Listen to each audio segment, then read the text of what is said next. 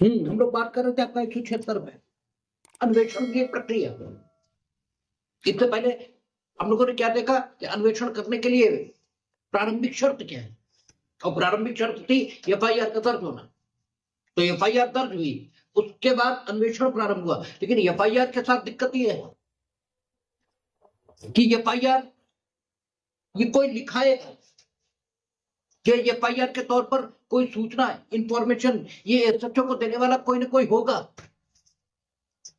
लेकिन बात यहीं तक सीमित नहीं हो सकती, क्योंकि ऐसा भी हो सकता है कि कॉग्निजेबल ऑफेंस हो और कोई इंफॉर्मेशन दे ही ना। और अगर कोई इंफॉर्मेशन नहीं देगा तो क्या एसएचओ उस कॉग्निजेबल ऑफेंस की जो इन्वेस्टिगेशन है वो कर ही नहीं पाएगा। इस प्रश्न का जवाब जब तलाशने की कोशिश की जाती है तो हमारा ध्यान जिस सेक्शन की ओर जाता है वो कौन सा है? 157 पुरानी सीआरपीसी और नई बीएनएसएस, उसमें 19 जोड़ देंगे तो 176। और हमने आपको बार बार कहा कि अन्वेषण के लिए एफआईआर का दर्ज किया जाना ये डिफरेंट बात, और अन्वेषण की ताकत होना ये बिल्कुल डिफरेंट बात। ये ठीक कि एसएचओ को अगर इंफॉर्मेशन मिली है कॉग्निजेबल ऑफेंस होने की, तो वो ये तय कर सकता है कि क्या हमें इसके इन्वेस्टिगेशन की अधिकारिता है, और अगर नहीं तो वो 156(1) के अंतर्गत अन्वेषण प्रारंभ नहीं करेगा, क्योंकि 156(1) या 175(1) ये कहती है कि उसे सभी अपराधों का अन्वेषण करने का हक ये नहीं। हालांकि 175(2) रेमेडियल नेचर का सेक्शन ये भी इनेक्ट किया गया है। ये पुरानी सीआरपीसी बात करें तो 156 सबसेक्शन 2 ये रेमेडियल नेचर का सेक्शन है कि अगर किसी मिसकॉन्सेप्शन में या अन्य किसी कारण से कोई पुलिस अधिकारी उस अपराध का अन्वेषण कर बैठे जिसका अन्वेषण करने के लिए वो इंपावर्ड नहीं था, तो केवल इस आधार पर कि वो पुलिस अधिकारी इस प्रकार इंपावर्ड नहीं था, उसके द्वारा किया गया अन्वेषण प्रश्नों के घेरे में नहीं लाया जाएगा, क्योंकि अन्वेषण इसके हो जाने मात्र से आपकी दोषिता या निर्दोषिता इसका फैसला होता नहीं है। इसलिए अगर अन्वेषण हो भी गया और उस व्यक्ति ने किया जो इंपावर्ड नहीं था, तो इससे फर्क क्या है? देखा तो ये जाए कि क्या अन्वेषण में जो जो किया जाना चाहिए था वो सब कुछ हुआ, और अगर वो सब कुछ हुआ तो फिर अन्वेषण किसने किया ये प्रश्न महत्व का नहीं बचता। विचारण ये डिफरेंट बात है, और विचारण के लिए आधार तलाशने की प्रक्रिया, इसी का नाम अन्वेषण। तो अन्वेषण ये डिफरेंट बात है, और एफआईआर का दर्ज किया जाना ये डिफरेंट बात है। इसलिए जब हम लोगों ने 154 या 173 और 176 या 155 या नहीं 155 नहीं बल्कि 156 और 175 इसे एनालाइज किया, तो हम लोगों ने पाया कि ठीक है कि अन्वेषण होने के लिए कंडीशन प्रेसिडेंट है कि एफआईआर दर्ज हो, लेकिन अन्वेषण ये एफआईआर दर्ज करने वाले के द्वारा किया जाए यह आवश्यक नहीं है। अब आगे की बात शुरू होती है। अब एफआईआर दर्ज हो गई और अन्वेषण करने के लिए सशक्त पुलिस अधिकारी ने अन्वेषण प्रारंभ किया है, लेकिन यह अन्वेषण काहे पर प्रारंभ हुआ? एफआईआर जो दर्ज की गई है, कौन सी एफआईआर? जिसके संबंध में किसी ने सूचना दी, वो संज्ञेय अपराध की थी, इसलिए 173 में दर्ज हुई। अगर वो असंज्ञेय अपराध के संबंध में होती तो 174 में दर्ज होती। और तब अगर पुलिस अधिकारी अन्वेषण करना चाहता तो आपको बताया गया था कि मजिस्ट्रेट की अनुमति उससे ही वो अन्वेषण कर सकता था। और उस समय आपको यह भी बताया गया था कि कहीं भी पूरी बीएनएसएस में या पूरी सीआरपीसी में अभिव्यक्त रूप से यह नहीं लिखा है कि असंज्ञेय अपराधों का अन्वेषण करने का आदेश मजिस्ट्रेट दे सकेगा। यह एक्सप्रेसली कहीं नहीं लिखा। लेकिन जो शब्दावली है 155 सबसेक्शन 2 यह वर्तमान में 174 सबसेक्शन 2 में उपयोग हुई है। उस शब्दावली से यह निष्कर्ष निकलता है कि यदि मजिस्ट्रेट को असंज्ञेय अपराधों की दशा में अन्वेषण करने की ताकत ये नहीं दी गई है तो 174 सबसेक्शन 2 की भाषा ये हो ही नहीं सकती। बात है कि कोई पुलिस अधिकारी असंज्ञेय अपराध का अन्वेषण मजिस्ट्रेट के आदेश के बिना नहीं करेगा। इन शब्दों का अर्थ ही ऐसे निकलेगा। इसका मतलब यह हो गया कि मजिस्ट्रेट के आदेश से करेगा, और अगर उसे ताकत नहीं है तो यह बात लिखी कैसे है? यही जब हम लोग पढ़ेंगे कॉन्स्टिट्यूशनल अमेंडमेंट, संविधान का संशोधन, तब भी यह आर्गुमेंट आएगा। गोरखनाथ में पीठ का तर्क यही कि अनुच्छेद 368 में क्या लिखा है? संविधान के संशोधन की प्रक्रिया। तब अनुच्छेद 368 का जो मार्जिनल नोट था, उस मार्जिनल नोट में शक्ति शब्द था ही नहीं। शक्ति शब्द को जोड़ा है 24 में संविधान संशोधन से, और तब अनुच्छेद 368 का जो मार्जिनल नोट है वो क्या बना? शक्ति और प्रक्रिया। अब वहां लिखा है कि संविधान के संशोधन की शक्ति और प्रक्रिया। उससे पहले लिखा था सिर्फ संविधान के संशोधन की प्रक्रिया। और इसीलिए गोरखनाथ में जो पीठ थी उसने आर्गुमेंट जो पकड़े थे वो आर्गुमेंट यही पकड़ थे कि अनुच्छेद 368 सिर्फ प्रक्रिया का वर्णन करता है, शक्ति नहीं देता। और जब शक्ति नहीं देता संविधान के संशोधन की, तो प्रक्रिया की मौजूदगी ये तय करती है कि शक्ति तो होगी, लेकिन कहां होगी इसे ढूंढना पड़ेगा। और फिर ढूंढते ढूंढते वो कहां पहुंचे थे? अनुच्छेद 248 पर। और फिर उनका तर्क आया था कि अनुच्छेद 248 चूंकि विधायी शक्ति देता है, वो कोई संविधायी शक्ति देता ही नहीं। इसका मतलब यह हो गया कि अनुच्छेद 248 की ताकत से जो कुछ किया जाएगा वो कृत्य कैसा होगा? विधान। क्योंकि विधायी शक्ति के प्रयोग से जो कुछ होगा वो क्या कहलाएगा? विधान या कानून या विधि। और जब वो विधि कहलाएगा तो वो अनुच्छेद 13 इसके अंतर्गत आ जाएगा। क्योंकि अनुच्छेद 13 कहता है कि राज्य कोई ऐसी विधि नहीं बनाएगा जो फंडामेंटल राइट के विरोध में हो, उसे कम करती हो या न्यून करती हो। इसलिए गोरखनाथ में पीठ ने यह निष्कर्ष निकाला कि संसद चाहे तो ऐसा संविधान संशोधन नहीं कर सकती जो फंडामेंटल राइट को खत्म करता हो। क्यों? संविधान संशोधन वो करेगी तो किस ताकत में करेगी? विधायी ताकत में। और जो विधायी ताकत में करेगी तो संविधान संशोधन के लिए वो जो कुछ लाएगी वो क्या होगा? विधेयक।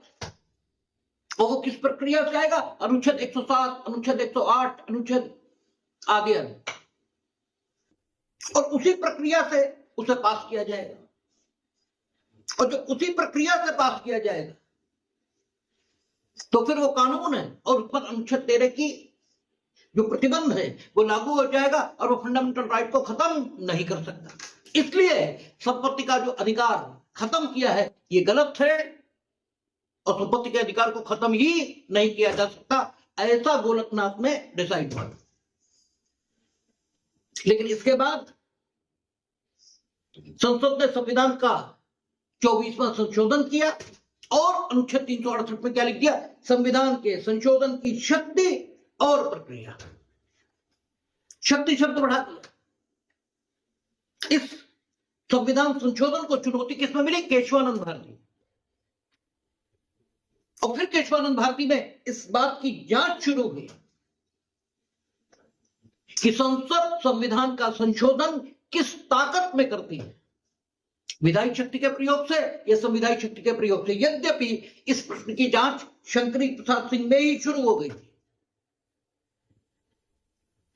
लेकिन गोरखनाथ ने चूंकि यह कह दिया कि संसद विधायी शक्ति में संविधान का संशोधन करती है, उसकी कोई संविधायक शक्ति है ही नहीं, क्योंकि अगर संविधायक शक्ति है तो कहां है। अनुच्छेद 368 तो प्रक्रिया का वर्णन कर रहा है, ताकत तो दे ही नहीं रहा। अब आपने ताकत दी, अगर आपने 24वें संविधान संशोधन से ताकत दी है तो इस ताकत को उपयोग करके संसद फंडामेंटल राइट को खत्म करेगी या कर पाएगी, तो ये ताकत तो स्वयं अनुच्छेद 13 के अधीन आ गई, क्योंकि ये ताकत भी आपने विधायी शक्ति के प्रयोग से ही तो संसद को प्रदान की है। ऐसा तर्क केशवानंद भारती में आया, लेकिन इस तर्क को मान्यता नहीं मिली और यह कहा गया कि संविधान के संशोधन की शक्ति हमेशा से 368 में मौजूद थी, बस लिखी नहीं थी। आप आदमी हो, आपको गधा करके कह के पुकारें तो आप गधे तो नहीं हो जाओगे, आपका नाम बेवकूफ रख दिया जाए तो आप में बेवकूफी परिलक्षित तो नहीं होने लगेगी। आइंस्टीन का नाम बजाय आइंस्टीन के अगर बेवकूफ होता तो आइंस्टीन मूल रूप से बेवकूफ तो नहीं हो गए होते, ठीक है। और किसी बेवकूफ का नाम बुद्धिमान रख दो तो वो बुद्धिमान नहीं हो जाता। तो ऐसे ही कोर्ट ने कहा कि 368 हमेशा से संविधान के संशोधन की शक्ति ये संसद को दे रहा था, वहीं से उसे संविधान के संशोधन की शक्ति मिल रही थी, यद्यपि यह बात क्लियरली मेंशन नहीं थी। और 24वें संविधान संशोधन से उसे क्लियरली मेंशन कर दिया गया, बस इतना ही हुआ है, इसके अलावा कुछ भी नहीं। और चूंकि क्लियरली मेंशन करने के लिए 24वां संविधान संशोधन किया गया, तो जो ताकत ऑलरेडी मौजूद थी अगर उसे क्लियरली मेंशन कर दिया गया तो गलत क्या हो गया। इसलिए 24वां संविधान संशोधन उन्होंने संविधान सम्मत पाया था और इससे यह तय हो गया कि संविधान का संशोधन संसद अपनी कॉन्स्टिट्यूएंट पावर के इस्तेमाल से करती है।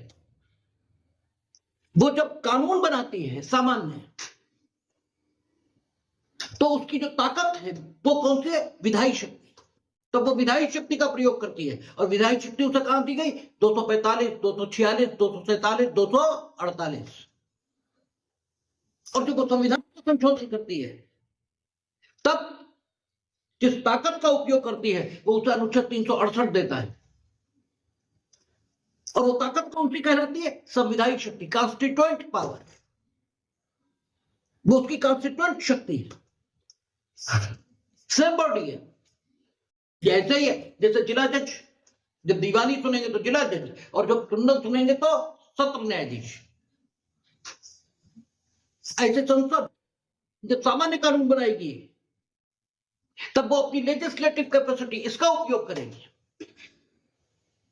लेकिन जब वो संविधान का संशोधन करेगी तब वो जिस ताकत का उपयोग करेगी वो संविधायक शक्ति होगी। तो सीधी बात है, जो हमारे बताने का उद्देश्य था वो ये कि केशवानंद भारती में कहा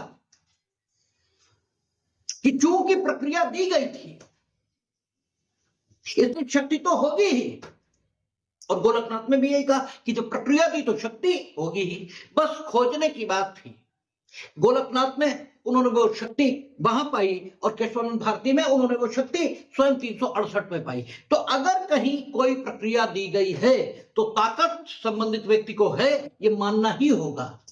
और यही स्थिति कहां 174 सबसेक्शन 2 की। वहां क्या कहता है कि कोई पुलिस अधिकारी मजिस्ट्रेट के आदेश के बिना अन्वेषण नहीं करेगा असंज्ञेय अपराध की दशा में। इसका सीधा मतलब निकल आया कि मजिस्ट्रेट के आदेश से करेगा, और अगर मजिस्ट्रेट के आदेश से करेगा तो मजिस्ट्रेट को अगर आदेश देने की ताकत ही नहीं है तो मजिस्ट्रेट आदेश देगा कैसे और कब? और फिर तो निष्कर्ष ये निकलेगा कि 174 सबसेक्शन 2 में लिखी बात बेकार है। इसलिए निष्कर्ष ऐसे नहीं निकल सकता। निष्कर्ष यही निकलेगा कि यद्यपि बीएनएसएस के प्रावधानों में या पुरानी सीआरपीसी के प्रावधानों में अविभक्त रूप से यह शक्ति मजिस्ट्रेट को नहीं दी गई है, किंतु 174 सबसेक्शन 2 या 155 सबसेक्शन 2 को पढ़ने से यह विवक्षित है कि मजिस्ट्रेट को असंज्ञेय अपराधों की दशा में अन्वेषण का आदेश देने की ताकत है। और जब हम लोगों ने संज्ञेय और असंज्ञेय अपराधों के विभाजन का आधार देखा कि संज्ञेय और असंज्ञेय अपराधों के विभाजन का क्या आधार है, तो एक बात निकल कर आई थी। बहुत सी बातें निकल कर आई थी, लेकिन उनमें से एक बात यह भी निकल कर आई थी कि जितने असंज्ञेय अपराध बनाए वे प्राइवेट रॉन्ग के नेचर के, वे ऐसे दोष हैं जो व्यक्ति के प्रति किए जाते हैं, और कानून का उद्देश्य शांति और व्यवस्था यह बनाना है। तो अगर लोग पर कोई प्रभाव नहीं पड़ता, व्यक्ति पर ही प्रभाव पड़ रहा है, तो अगर पुलिस का हस्तक्षेप एक बार हो गया तो उन दो व्यक्तियों में कभी भी सुलह नहीं हो पाएगी, या कभी भी नहीं हो पाएगी, लेकिन कभी हो भी जाए लेकिन सुलह का होना मुश्किल जरूर हो जाएगा। जैसे विवाह से संबंधित अपराध सारे के सारे असंज्ञेय कर दिए, क्योंकि पति और पत्नी के बीच जिस दिन पुलिस इन्वॉल्व हो जाएगी उसके बाद उन दोनों के बीच समझौता होना कठिन है। ठीक है, वो बहुत मुश्किल हो जाएगा। ठीक है, एक पति ने दूसरी शादी कर ली, गलत है, नहीं होना चाहिए। अगर पत्नी दंडित कराना चाहे तो दंडित हो जाएगा 454 में, लेकिन पत्नी चाहे तब ना, पति चाहे तब ना। अगर उन्हें कोई मतलब नहीं है तो शेष समाज और दुनिया को मतलब क्यों हो? ठीक है, इसलिए वो सारे असंज्ञेय रखे गए, क्योंकि कुछ मामलों में ये उचित समझा गया है कि पुलिस का हस्तक्षेप न हो, लेकिन सारे असंज्ञेय अपराधों की दशा में ऐसा है भी नहीं। इसलिए मजिस्ट्रेट को ताकत दी। मजिस्ट्रेट कौन है? विवेक संपन्न व्यक्ति। जैसे 323 असंज्ञेय, शायद असंज्ञेय है, शायद जहां तक हमें याद पड़ा था। अब एक व्यक्ति इसे उपाधि कारित की गई, यानी हर्ट जो कारित किया गया, ठीक है, वो चाहे तो कार्रवाई हो जाएगी, लाई कंप्लेंट, कार्रवाई हो जाएगी, यानी परिवाद लाए कार्रवाई हो जाएगी, न लाए कोई बात नहीं। लेकिन एक व्यक्ति को हर्ट कारित की गई, ये एक बात है, और एक व्यक्ति को हर्ट उस समय कारित हुई, ठीक है, जब वो किसी महत्वपूर्ण संस्थान की रक्षा करने का प्रयास कर रहा था। अब इस व्यक्ति का, जिसने हर्ट कारित की है, इसका दंडित होना आवश्यक, अब उसका दंडित होना जरूरी है, क्योंकि इस व्यक्ति का कत्ल हो जाता है, क्योंकि महत्वपूर्ण संस्थान की रक्षा कर रहा था, वो तो तब तक पुलिस आ गई, तो खाली हर्ट ही कारित कर पाए, उससे ज्यादा कुछ कर ही नहीं पाए। लेकिन वो व्यक्ति जो महत्वपूर्ण संस्थान की रक्षा करते हुए उपाधि कारित किए जाने से पीड़ित है, इस व्यक्ति को जिसने उपाधि कारित की दंडित कराने की इच्छा रखे या ना रखे, लेकिन समाज के हित में यह है कि इस व्यक्ति को दंडित होना ही चाहिए। तो फिर इस दशा में पुलिस इन्वेस्टिगेशन कराना ठीक होगा, क्योंकि पुलिस जब इन्वेस्टिगेट करेगी तो पुलिस के पास ताकतें ज्यादा होंगी, साक्ष्य का संकलन बेहतर हो पाएगा। और अगर ये स्वयं अपने आप अगर प्राइवेट कंप्लेंट फाइल करे तो एक तो बात यह है कि ये न करे तो फिर क्या होगा, और अगर करेगा तो इसके पैसे खर्च होंगे, हो सकता है इसलिए न करे।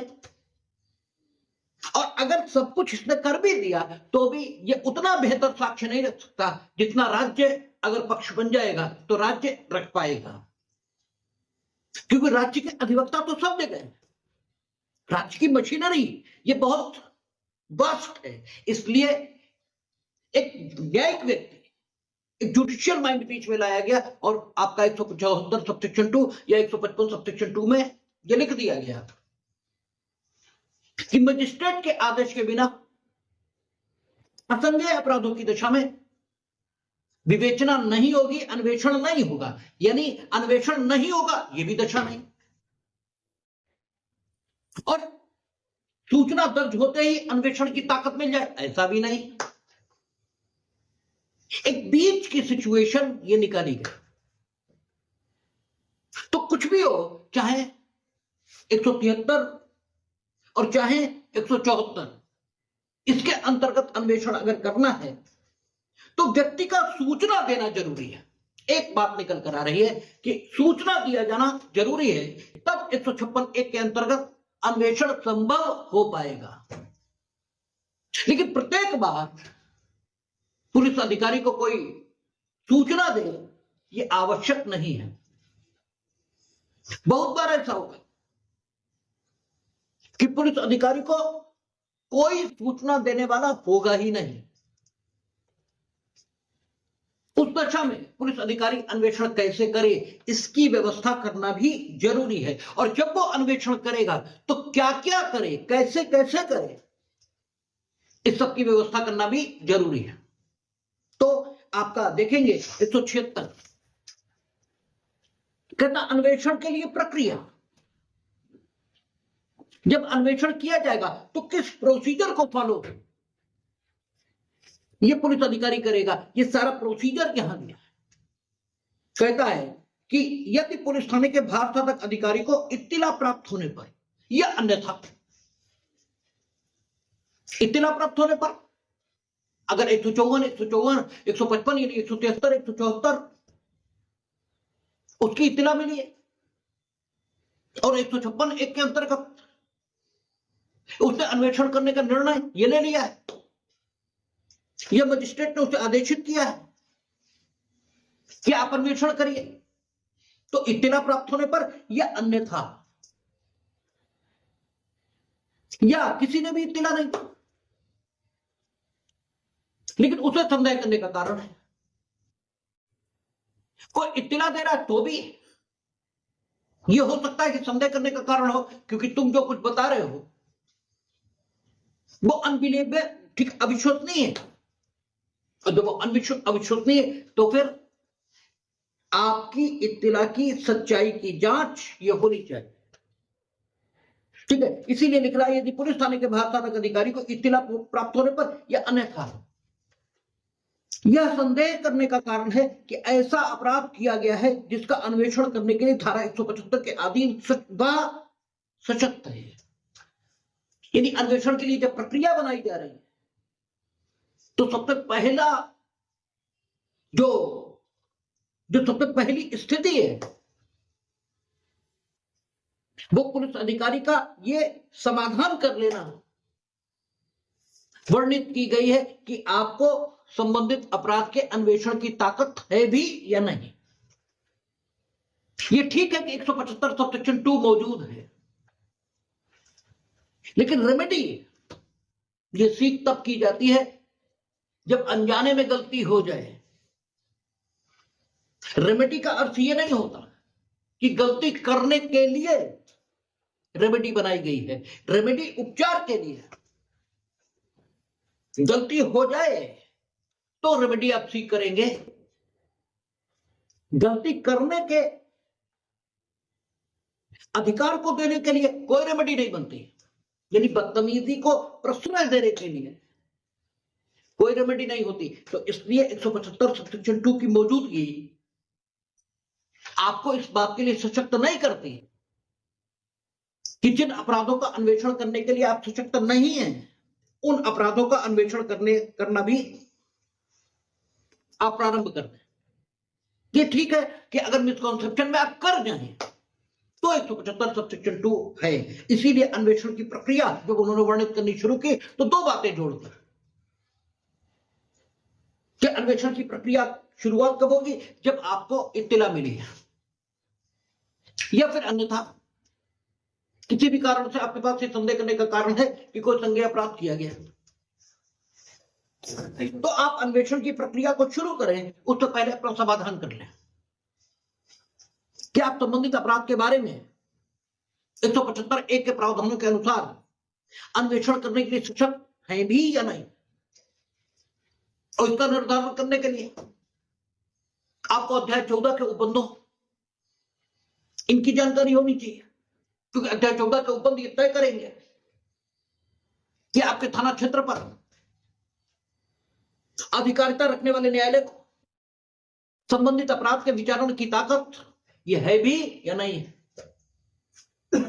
और अगर उस न्यायालय को जो आपके थाना क्षेत्र पर अधिकारिता रखता है उसे उस अपराध के विचारण की ताकत नहीं है, तो आपको भी उस अपराध के अन्वेषण की कोई ताकत नहीं है।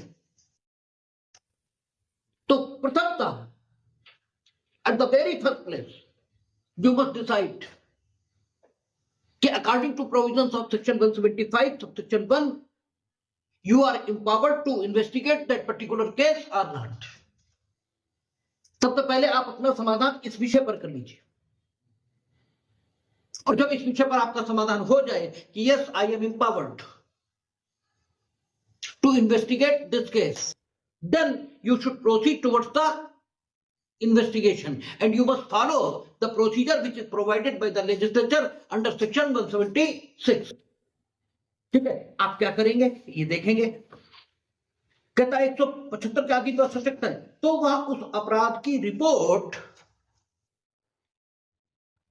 उस मजिस्ट्रेट को तत्काल भेजेगा जो ऐसे अपराध का पुलिस रिपोर्ट पर संज्ञान करने के लिए सशक्त है। अब देखिए, अन्वेषण की शुरुआत हो रही है, अन्वेषण की शुरुआत हो रही है और का उस अपराध की रिपोर्ट, पुलिस रिपोर्ट शब्द उपयोग नहीं हुआ है, और जब अन्वेषण का प्रारंभ हो रहा है तो इस समय पर पुलिस रिपोर्ट हो भी नहीं सकती, क्योंकि पुलिस रिपोर्ट अन्वेषण का अंतिम निष्कर्ष है। और अंतिम निष्कर्ष का मतलब ही ये हुआ कि जब अन्वेषण पूरा हो गया, अंतिम निष्कर्ष तो तभी आएगा।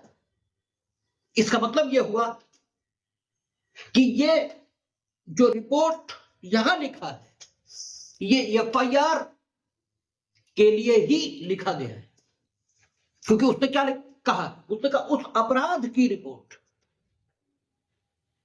ठीक है, जिसका अन्वेषण करने के लिए वो शुरुआत कर रहा है, उस अपराध की रिपोर्ट। तो उस अपराध की रिपोर्ट कौन सी है?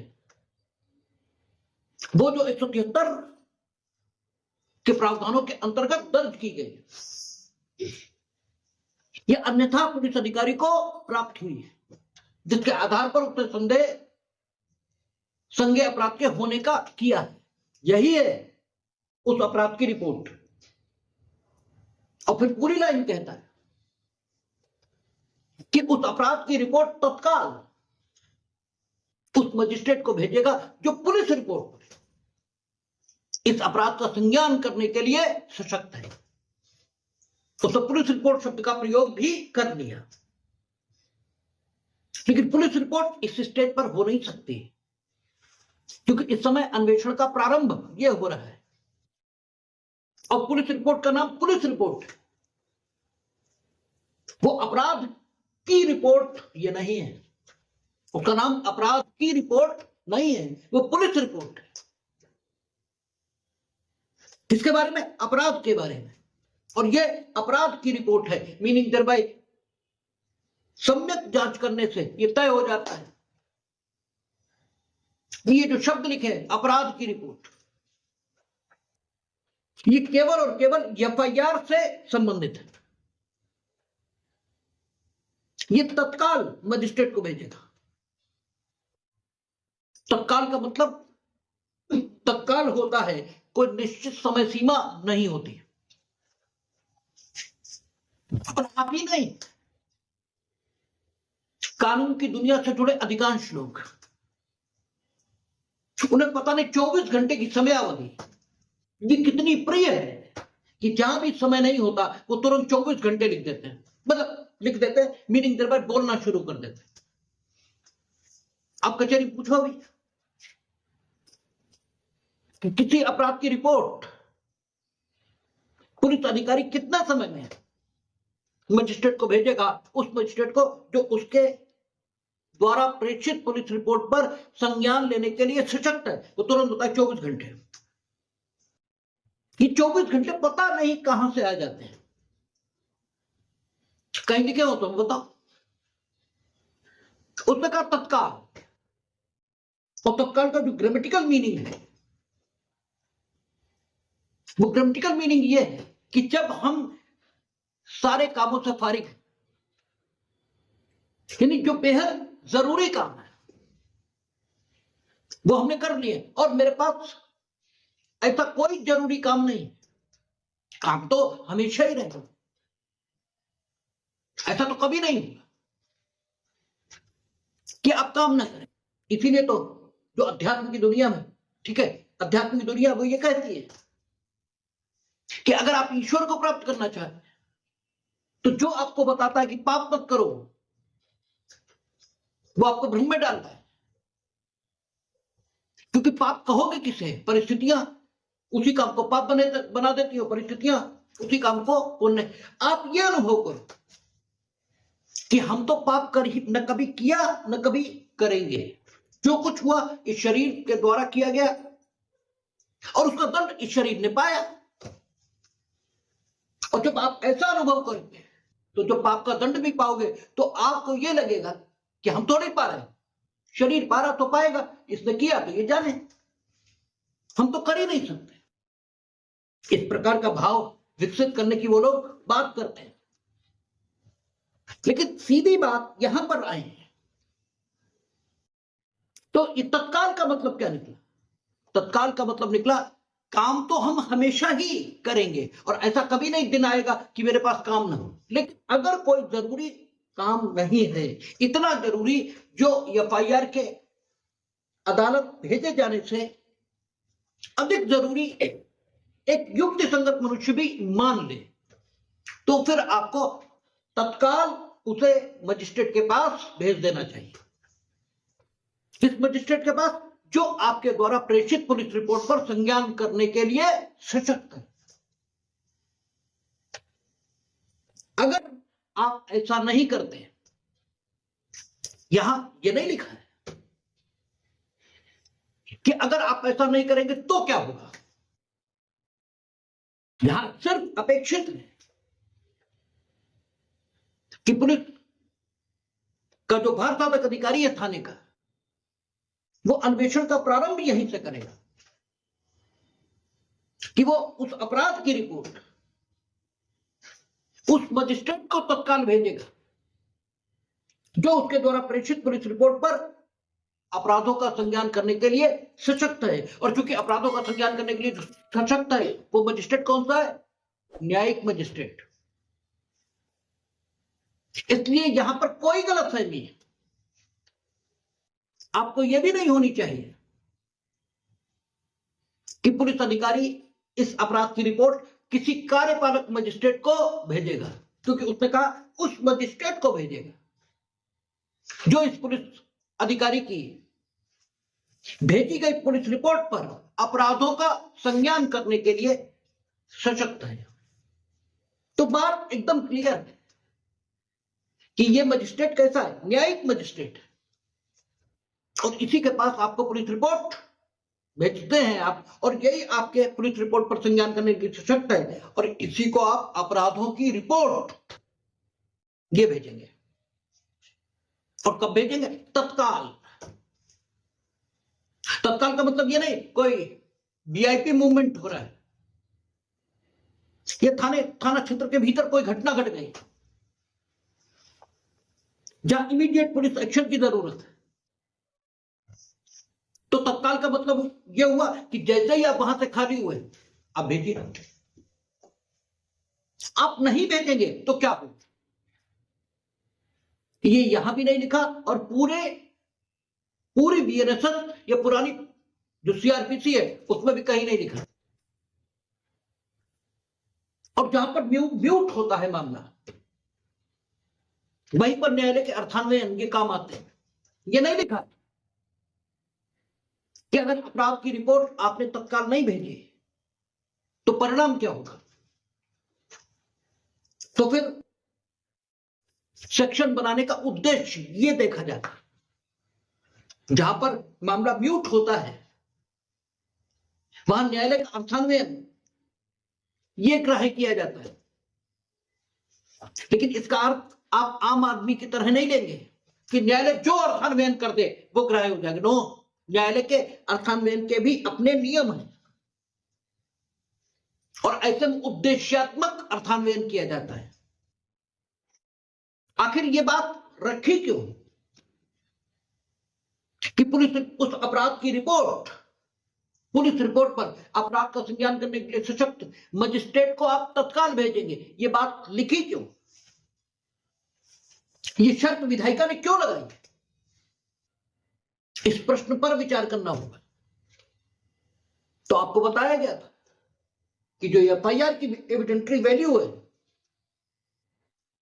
वो अन्वेषण के दौरान पुलिस अधिकारी के द्वारा अभिलिखित किए गए अन्य कथनों की अपेक्षा अधिक, क्योंकि पुलिस अधिकारी अन्वेषण के दौरान जिन कथनों को अभिलिखित करेगा उनका साक्षिक उपयोग केवल इतना है कि जब वो व्यक्ति जिसके वे कथन हैं जो अन्वेषण के दौरान पुलिस अधिकारी के द्वारा अभिलिखित किए गए, जब ये व्यक्ति अभियोजन साक्षी की हैसियत में, बचाव पक्ष के साक्षी की हैसियत में नहीं, जब ये व्यक्ति अभियोजन साक्षी की हैसियत में न्यायालय में मुख्य परीक्षा में कोई कथन करेगा तो इसके मुख्य परीक्षा में किए गए कथनों को खंडित करने के लिए इन कथनों का उपयोग किया जा सकेगा जो पुलिस अधिकारी ने अन्वेषण के दौरान अभिलिखित कर लिए थे। लेकिन अगर कोई कथन ऐसे हैं जिनको अभिलिखित या तो अन्वेषण के दौरान नहीं किया गया या अगर अन्वेषण के दौरान किया गया तो पुलिस अधिकारी ने नहीं किया, तो उन कथनों का भारतीय साक्ष्य अधिनियम में जहां जहां उपयोग संभव हो सकेगा वहां वहां उन कथनों का उपयोग किया जाएगा, क्योंकि उन पर जो पुरानी धारा 162 है उसकी कोई वर्जना लागू नहीं होगी। ठीक है, ये आपको बताया गया था। तो सवाल ये है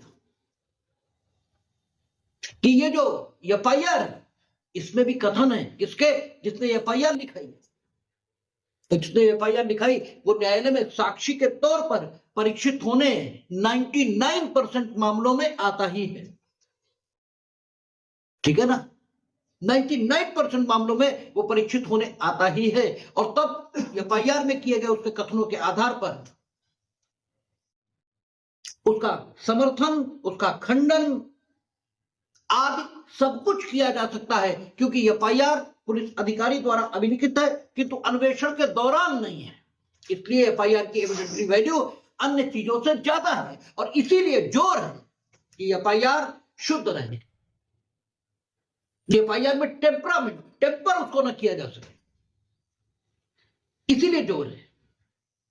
और आप देखते हैं कि वहां आपने देखा था कि अगर मौखिक तो लिखित तत्काल आप करेंगे, पढ़कर सुनाएंगे, हस्ताक्षर लेंगे, प्रति देंगे। अगर बोल नहीं सकता वीडियोग्राफी होगी, विशेष प्रबोधक की सहायता से लिखेंगे, वीडियोग्राफी होगी। उसकी शुद्धता को बरकरार रखने का लगातार विधायिका प्रश्न कर रही है। और यहां उसने क्या कहा, इस सबके बाद आप इस अपराध की रिपोर्ट को तत्काल उस मजिस्ट्रेट को भी भेज देंगे जो आपके द्वारा प्रेषित पुलिस रिपोर्ट पर संज्ञान करने के लिए सशक्त है। आपसे अक्सर फ्री में पूछा जाता है कि एफआईआर अदालत में किस प्रावधान में आती है, तो this is the 157, now it is 176। वहां यह लिखा है कि इस अपराध की रिपोर्ट तत्काल उस मजिस्ट्रेट को भेजी जाएगी। और आप कचहरी जब जाते हैं तो परंपरा से ये सीख लेते हैं कि मजिस्ट्रेट के यहां एफआईआर आई होगी, आपको ये नहीं मालूम है क्यों आई होगी, ना आप ये बता सकते। और जब आप ये बता नहीं सकते तो परंपरा पर आधारित ज्ञान ये ज्ञान नहीं है, ठीक है ना। ये परंपरा पर आधारित ज्ञान क्यों चाहिए? आप परंपरा पर सारी चीजें वहां जो सीखते हैं वो परंपरा से सीख लेते हैं। आपका कोई तर्क नहीं है, कोई आधार नहीं है उनके पीछे। तो कहता तत्काल भेजेगा, और तत्काल का मतलब तत्काल हुआ। अब आपने तत्काल नहीं भेजी तो फिर क्या किया जाए? इसका कोई निष्कर्ष सेक्शन में नहीं दिया है कि अगर आपने नहीं भेजी तो क्या होगा। तो हमने आपसे कहा इन्हीं सिचुएशंस के लिए केसला होते हैं, लेकिन केसला देने वाला न्यायालय स्वतंत्र नहीं है, वो निर्वचन के नियमों के मुताबिक सारी चीजों की व्याख्या करता है। तो ये जो हम चर्चा कर रहे थे कि एफआईआर की शुद्धता, इसको बनाने का प्रयत्न लेजिस्लेचर कर क्यों रही है? लेजिस्लेचर इसलिए कर रही है क्योंकि एफआईआर का जो साक्षिक उपयोग है, साक्षिक मूल्य तो न कहें, ज्यादा अच्छी बात नहीं लगती, लेकिन अंग्रेजी में एविडेंटरी वैल्यू ही बोलते हैं, लेकिन उसका जो साक्षिक उपयोग है वो अन्य कथनों की अपेक्षा चूंकि बहुत ज्यादा है, इसलिए लेजिस्लेचर उसे मजिस्ट्रेट के पास तत्काल भेजने की व्यवस्था कर रही है ताकि वो शुद्ध रहे, खाने में ना रहे, उसमें किसी प्रकार की गड़बड़ी ये संभव ना हो, पुलिस किसी से मिलकर वो गड़बड़ी ना कर ले। यद्यपि आप कह सकते हैं पुलिस निष्पक्ष एजेंसी क्यों कर लेगी, लेकिन कर भी सकती है, और न्याय होना ही नहीं चाहिए, न्याय दिखना चाहिए। ये पूर्ण विश्वास होना चाहिए पूरी दुनिया को, अभियुक्त को नहीं। अभियुक्त को तो वो तो यही कहते रहेंगे कि हमारे साथ अन्याय हुआ, क्योंकि वो तो जब किसी को मार रहे थे तब तो कोई अन्याय किसी के साथ हो नहीं रहा था, अब उनके साथ अन्याय हो रहा, तो उनकी बात नहीं है। लेकिन पूरी दुनिया में किसी को प्रक्रिया पर सवाल उठाने का मौका ना मिले, इसलिए लिखा है कि तत्काल आप वहां भेज देंगे। तो इसका अर्थ ये हुआ कि अगर आपने तत्काल नहीं भेजी और आपके पास कोई स्पष्टीकरण ये भी नहीं है कि आपने तत्काल क्यों नहीं भेजी, चलो आपने 6 महीने बाद भेजी, पर ठीक 6 महीने तक करते क्या रहे ये बताइए, ठीक है। अगर आप ये भी नहीं बता सकते तो फिर ऐसा नहीं है कि इसके आधार पर पूरे प्रोसिक्यूशन का जो मुकदमा है यही फेल कर जाए, ऐसा नहीं होगा, और होना भी नहीं चाहिए, होना भी नहीं चाहिए, क्योंकि फिर तो क्रिमिनल जस्टिस सिस्टम इसका उद्देश्य खत्म हो जाएगा, फिर तो पुलिस के हाथ में आ गया, जो मुकदमा चाहे छुड़वा दे और जो मुकदमा चाहे फंसवा दे। आप एफआईआर भेजेंगे नहीं, क्योंकि एफआईआर बादी तो लेके नहीं जा सकता, नौ तो मिल जाएगी, तो आपकी ड्यूटी है, आप भेज ही नहीं रहे। और अगर यह हो जाए कि सिर्फ इसी आधार पर अभियुक्त छूट जाएगा तो रोज कत्लों की बाढ़ आ जाएगी, आप सड़क पर सुरक्षित निकल नहीं पाएंगे। ये पुलिस का इकबाल है, ये कानून का इकबाल है कि आप सड़क पर सुरक्षित निकलते हो। आप सड़क पर पैर नहीं रख सकते, पैर। और पुलिस, और इसका उदाहरण छोटा सा देता हूं कि पुलिस अतिक्रमणकारियों के प्रति बहुत सख्त नहीं होती, तो आप देखो सब सड़कें कब्जा है, सब सड़कें कब्जा है, ठीक है, क्योंकि बहुत सख्त नहीं है। और जिस दिन डंडा चलाना शुरू कर दे उसी दिन सब कतई घर फिट हो जाएगा, कतई ठीक हो जाएंगे। तो जिस दिन पुलिस का इकबाल नहीं होगा तो वही कहते ना, हम जानवरों के शहर में रह रहे हैं, ये आदमी है ही नहीं। क्योंकि आदमी डंडे से नहीं, बात से निर्देशित होता है, और ये डंडे के अलावा किसी से निर्देशित होने को तैयार ही नहीं है। तो इसलिए प्रक्रिया ऐसे भी नहीं बन सकती कि सिर्फ 24 घंटे में अगर पुलिस रिपोर्ट अदालत नहीं पहुंची तो अभियुक्त को छोड़ दिया जाए, ये भी नहीं होगा। हां, एक परिस्थिति है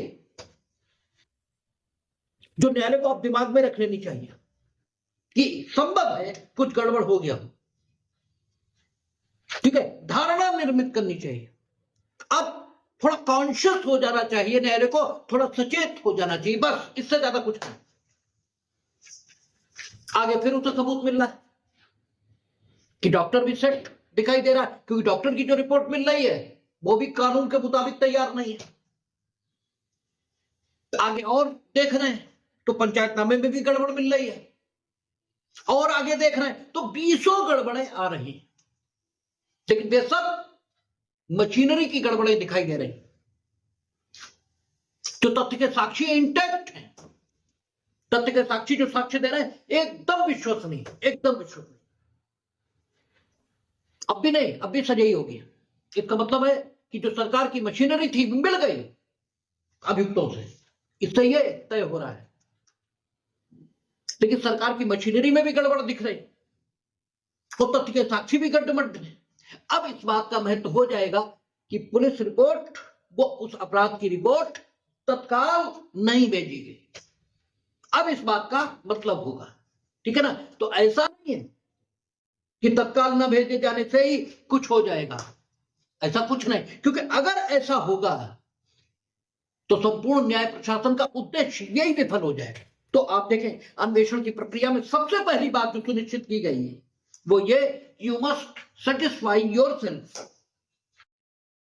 that you are empowered to investigate, and at the second place you must send the copy of, you must send the information of that particular crime to which you are going to investigate. किसे? To whom? To that magistrate who is empowered to take the cognizance on the police report sent by you.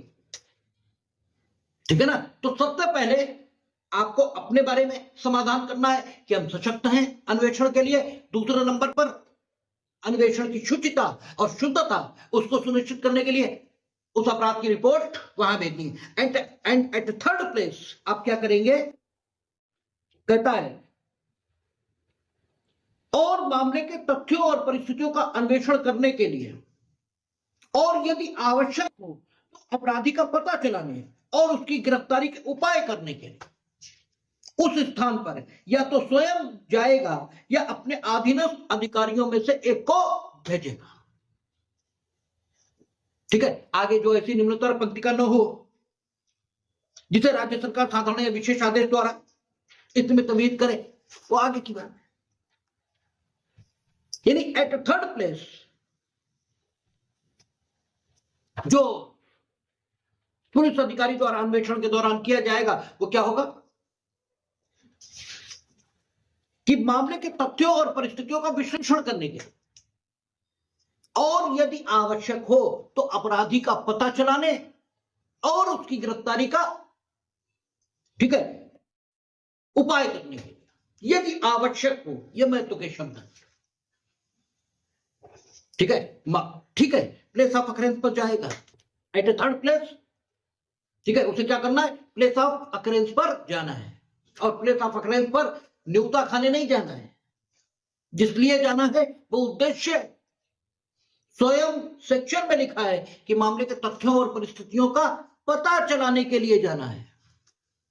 एक बात। दूसरा, जो दूसरी बात है वो दूसरी बात क्या है, और यदि आवश्यक हो तो अपराधी का पता चलाने और उसकी गिरफ्तारी के उपाय करने, यदि आवश्यक। यानी अब अगर एफआईआर निम्न है और तथ्यों और परिस्थितियों से ये पता लग रहा कि क्रेडिबल सूचना है, यह है, ठीक है, इसके खिलाफ लिखाई गई तो कोई दिक्कत नहीं। अब अपराधी का पता चलाने की कोई जरूरत नहीं है, इसीलिए लिखा है यदि आवश्यक हो। ठीक है, जरूरी नहीं है अब अपराधी को पता चलाने की जरूरत क्या है, नेम जरूर है, लेकिन जो तथ्यों और परिस्थितियों से पता लग रहा है वो तो ये लग रहा कि गलत नेम है। ठीक है ना, आप दिखा रहे हो कि साहब ये वहां मौके पर मिले और इन्हें गोली मार दी, उसके मोबाइल के लिए कुछ लोकेशन कलकत्ता मिल रही। अब ये भी संभव है कि मोबाइल उन्हें इन्हें दे दिया होगा, तुम कलकत्ता चले जाओ, और जब इन्हें कलकत्ता फोन कर दिया होगा, पहुंच गए कलकत्ता, इन्हें गोली मार दी और भाग गए, तो इनके मोबाइल की लोकेशन तो कलकत्ता ही मिलेगी। और जो हियन टहल रहे थे भाई, मोबाइल में ऐसा कोई जादुई फंक्शन तो होता नहीं वो कि वो धारक के साथ साथ खुद ब खुद चलता रहे, ऐसा तो कुछ है नहीं, लेकिन फिर भी एक गड़बड़ तो आई गई। यानी अब अपराधी का पता चलाने की आवश्यकता है, यदि आवश्यक हो तो अपराधी का पता चलाने के लिए no doubt someone is named in FIR, ठीक है, but after that may be false, that may be true. ठीक है, तो अगर अपराधी का पता चलाए जाने की आवश्यकता है, अच्छा अननेम्ड है FIR, अज्ञात पे है, तो अपराधी का पता चलाने की जरूरत है ही। इसलिए शब्द जो एप्रोप्रिएट हो सकते हैं कानून में वो यही है कि यदि आवश्यक हो तो अपराधी का पता चलाने। दूसरा शब्द और उसकी गिरफ्तारी के उपाय करने के लिए, और चूंकि कंजंक्शन आया, दोनों बातों को जोड़ दिया, और उससे पहले यदि आवश्यक हो, तो इसका मतलब यह हुआ कि यदि आवश्यक हो, ये शब्द अपराधी को पता चलाने के लिए इसके पहले भी पढ़े जाएंगे, और उसकी गिरफ्तारी के उपाय करने के लिए इससे पहले भी पढ़े जाएंगे। यानी सेंटेंस कैसे आया, सेंटेंस ऐसे आया कि यदि आवश्यक हो तो अपराधी का पता चलाने के लिए, और यदि आवश्यक हो तो उसकी गिरफ्तारी के उपाय करने के लिए। ठीक है ना, इसका मतलब क्या कहा उसने, और यदि आवश्यक हो तो उसकी गिरफ्तारी के उपाय करने के लिए, यानी अनावश्यक हो तो गिरफ्तारी नहीं करेंगे आप। इसका मतलब कानून की मंशा क्या है, कानून की मंशा यह है कि FIR लिखते ही आप गिरफ्तार न करें।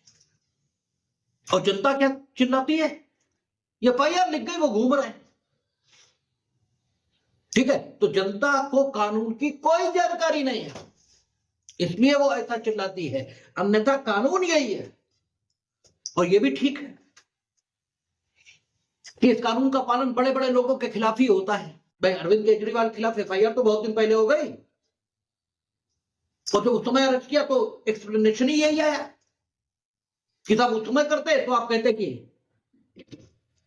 आपके पास सबूत क्या है, क्यों कर लिया गिरफ्तार, क्योंकि जब तक आवश्यक नहीं गिरफ्तारी आप करेंगे नहीं, और जब हमने सबूत इकट्ठा किया और फिर गिरफ्तारी की तो आप कह रहे हैं इतने दिन बाद क्यों, तो ये तो कोई बात ही नहीं है। ठीक है, और यदि आवश्यक हो तो गिरफ्तारी। और जब हम पढ़ते हैं इसको, किसको, 176 को सेक्शन 35 के साथ बिना वारंट की गिरफ्तारी, पुलिस अधिकारी की बिना वारंट गिरफ्तार करने की ताकत, इसे 35 के साथ ही पढ़ा जाता है। तो 35 में उसने क्या कहा, जबकि पुलिस अधिकारी को विश्वसनीय इत्तिला प्राप्त हुई, उचित परिवाद किया गया है, ठीक है ना, या युक्ति संगत, ठीक है, उचित परिवाद, विश्वसनीय इत्तिला, एक चीज कुछ और थी, विश्वसनीय इत्तिला, युक्त संदेह, हाँ युक्त संदेह, ठीक है, जब पुलिस अधिकारी उसे विश्वसनीय इत्तिला प्राप्त हुई या उचित संदेह विद्यमान है, ठीक है ना, विश्वसनीय इत्तिला, उचित संदेह, या तीसरा क्या हो गया अभी, ठीक है, जो भी तीन बोले कि विश्वसनीय इत्तिला, युक्त संदेह, उचित परिवाद, ये जब पुलिस अधिकारी से किया गया तो पुलिस अधिकारी गिरफ्तार कर सकता है बिना वारंट। इसका मतलब इत्तिला जो उसे प्राप्त हुई है उसकी विश्वसनीयता की पहले जांच करे, विश्वसनीय इत्तिला, इत्तिला का होना अलग बात है और विश्वसनीय इत्तिला का होना दूसरी बात। परिवाद होना अलग बात है, उचित परिवाद होना अलग बात है, संदेह होना अलग बात है, युक्ति युक्त संदेह होना यह अलग बात है। ठीक है, आज यही बात चल रही थी, इनकी सिमेट्री मूव हुई, वही 467 उन्हें लग रहा था कि 467 पे उन्हीं को तो मालूम है। उनका कहना था, हमारा कहना यह था कि इन्वेस्टिगेशन कैरी ऑन है, हमारा आईओ इन्वेस्टिगेट कर रहा है और अब तक हमें साक्ष्य मिले हैं इनके विरुद्ध।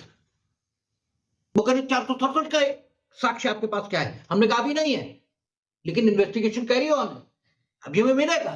तो उनका कहना था तब तक हमें बेल क्यों ना दे दे एंटीसिपेटरी। हमारा कहना था नहीं दे सकते आप, इसलिए क्योंकि एप्रीहेंशन, ये वर्ड है कि एप्रीहेंशन अगर है तो ये बेल मांग सकते हैं। इन्हें किस बात का एप्रीहेंशन है? बोले इनके खिलाफ एफआईआर है। एफआईआर एप्रीहेंशन नहीं होती, हमने कहा होती है, लेकिन एफआईआर लिखे कई दिन हो गए, हम इनके पास गए अब तक गिरफ्तारी के लिए? हम तो नहीं गए। तो इन्हें एप्रीहेंशन क्यों है? और जिस दिन हमें एविडेंस मिल जाएगा उस दिन हम करेंगे भी, ये भी हम कह रहे हैं, लेकिन जब तक नहीं मिलेगा तब तक नहीं करेंगे। बोलिए आप लिख के दे दीजिए, हमें क्यों दे दे, क्यों दे दे? बोले आईओ तलब कर लीजिए, हमें कर ले रहे हैं। ठीक है, तो सवाल ये कि किसी भी चीज के आधार होते हैं, ठीक है ना? संदेह अलग बात है, युक्ति युक्त संदेह अलग बात है। हमें संदेह हो रहा है तो निराधार भी हो सकता है, हो सकता है अतिशय शंकालु व्यक्ति हो, इसलिए में संदेह हो रहा। लेकिन युक्ति युक्त संदेह यानी संदेह के ऊपर विचार किया गया है, यानी ऑब्जेक्टिव एनालिसिस हुआ है संदेह का, और मेरी जगह कोई हो उसे संदेह होगा। संदेह का होना सब्जेक्टिव है और युक्ति युक्त संदेह का होना यह ऑब्जेक्टिव है। इत्तिला सब्जेक्टिव है, विश्वसनीय इत्तिला ऑब्जेक्टिव है। अब उस इत्तिला के आधार पर कोई भी कार्रवाई करे, यह फर्क है, ठीक है ना? तो तब गिरफ्तारी कर सकते हैं, यानी बिना वारंट गिरफ्तार करने की शक्ति आपको कब मिली? जब इत्तिला विश्वसनीय साबित हुई है, परिवार औचित्यपूर्ण पाया गया है। औचित्यपूर्ण को अंग्रेजी में क्या कहते हैं? जेन्युइन। जब जेन्युइन परिवार पाया गया है, संदेह युक्त युक्त पाया, तब भी क्या मिला? गिरफ्तार करने की शक्ति। अभी भी गिरफ्तार कर ही लें ऐसा कानून की मंशा नहीं है, यानी कानून किस ओर है? जरा ये देखें, कानून क्या कह रहा है? इत्तिला मिलेगी कतई नहीं करोगे गिरफ्तार, पहले विश्वसनीयता। परिवाद हो कतई नहीं करोगे गिरफ्तार, पहले औचित्य। संदेह हो रहा नहीं करोगे, उसकी युक्ति संगत जांच करो। और जब ये कर लिया तो भी जो मिलेगा वो क्या मिलेगा? गिरफ्तारी का अधिकार कर सकता है, ठीक है ना? अब वारंट के बिना हम आपको गिरफ्तार कर सकते हैं। अब हमें अधिकार मिला है, वो अधिकार की सूरत में हाफिज की क्लासिफिकेशन से देखें तो वो अधिकार शक्ति की सूरत का है, और शक्ति चाहे तो हम उपयोग करें और चाहे तो न करें, लेकिन पब्लिक सर्वेंट से अपेक्षित यह है कि वो निरंकुश उपयोग शक्ति का न करे, ठीक है ना? तो कानून किधर जा रहा है? कानून अभी भी इस ओर जा रहा है कि गिरफ्तार न करें। अगला चेक कहां आ रहा? 157 या 176। 176 कहता है यदि आवश्यक हो तो गिरफ्तार, यानी अभी भी हमें शक्ति मिल गई है, क्योंकि कानून की मंशा यह है कि अभी भी आप तब तक गिरफ्तार न करें जब तक आपको यह ना लगे कि बिना गिरफ्तारी काम चलेगा ही नहीं, ठीक है? इसीलिए संजय राउत को गिरफ्तार किया था, अरविंद केजरीवाल को गिरफ्तार किया था, तो ये कहा था कि साहब ये भी कुछ बता ही नहीं रहे, हम इनके घर पे बैठे पूछताछ कर रहे हैं इनसे। सीबीआई की टीम घंटों बैठी रही थी, दिनों तक बैठी रही थी उनके घरों पे, और फिर उन्होंने, हो सकता है उन्होंने कुछ भी ना पूछा हो, लेकिन ये दर्शित करना था कि गिरफ्तारी अब जरूरी हो रही है, ये कुछ बता ही नहीं रहे। क्योंकि जो होमली एटमॉस्फियर होता है, एटमॉस्फियर आपको संबल देता है, और वो संबल ऐसा भी हो सकता है कि आप कुछ बताओ ही ना, इसलिए गिरफ्तारी। तो यदि आवश्यक हो तो गिरफ्तारी, शब्द ये है। तो अन्वेषण की प्रक्रिया में first of all you must satisfy yourself that I am empowered to investigate this case. After that you must send the information of that particular offense to the magistrate. ठीक है, that particular magistrate who is empowered to take the cognizance of on the sending a police report by you. ठीक है ना, और उसके बाद you must proceed towards the place of occurrence to find out the circumstances and facts of the case, and if necessary to find out a accused and to arrest the accused. अब arresting की बात आई, ठीक है ना। तो 35 के साथ इसे मिलाकर पढ़ेंगे तो आपको बिल्कुल क्लियर दिखाई देगा कि कानून की मंशा गिरफ्तारी के विरोध में, गिरफ्तारी के समर्थन में नहीं है। ठीक है, तो कहता है अच्छा, और ये सब करने के लिए या तो वो स्वयं जाए, कौन, थाने का भारसाधक अधिकारी, क्योंकि अन्वेषण की ताकत किस है, उसी को है, या अपने अधीनस्थ को भेजे। लेकिन अधीनस्थ को भेजते समय उसे ध्यान रखना होगा कि अधीनस्थ रैंक में इतना कम ना हो जिसे राज्य सरकार ने मना किया हो, साधारण या विशेष आदेश से। और इसे लिखने का जो तरीका शब्दों में इस्तेमाल हुआ इस सेक्शन में वो ये है कि वो अपने अधीनस्थ को भेज सकता है, किंतु वह अधीनस्थ उस निम्नतर पंक्ति से नीचे का नहीं होगा जिसे राज्य सरकार ने इस प्रकार अन्वेषण करने के पॉइंट ऑफ व्यू से साधारण या विशेष आदेश से सशक्त किया है। अब इसका का और खंड कहता है जब ऐसे अपराध के किए जाने की इत्तला किसी व्यक्ति के विरुद्ध उसका नाम देकर की गई है और मामला गंभीर प्रकार का नहीं, तब यह आवश्यक नहीं होगा कि पुलिस थाने का भारसाधक अधिकारी उस स्थान पर अन्वेषण करने के लिए स्वयं जाए या अधीनस्थ अधिकारी को भेजे। क्योंकि अन्वेषण करने जब हम जाएंगे तो काय के लिए जाएंगे? To find out the circumstances, to find out the facts about the case. यही तो है भाई, तथ्यों और परिस्थितियों का पता चलाने, अपराधी उसका पता चलाना यदि आवश्यक हो, और यदि आवश्यक हो तो उसकी गिरफ्तारी। यही तो अन्वेषण है। इसी तरफ जाएंगे हम प्लेस ऑफ ऑफेंस में।